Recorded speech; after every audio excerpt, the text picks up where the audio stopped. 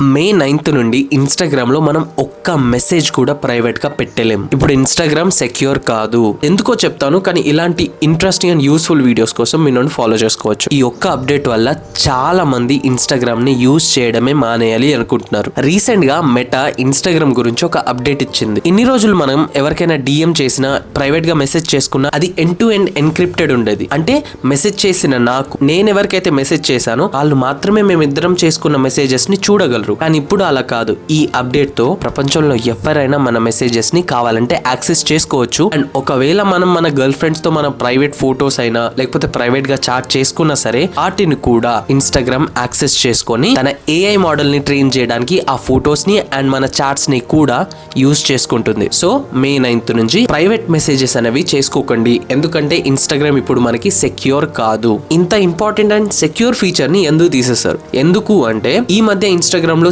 చాలా మంది డిఎంస్ లోనే చాలా పెద్ద పెద్ద క్రైమ్స్ చేస్తున్నారు. సో ఫ్యూచర్ లో ఏదైనా ఇన్వెస్టిగేషన్ కోసం అయినా ఇలా ఎండ్ టు ఎండ్ ఎన్క్రిప్టెడ్ లేకపోతే వాళ్ళు ఇన్వెస్టిగేషన్ చేయడానికి ఈజీగా ఉంటుంది.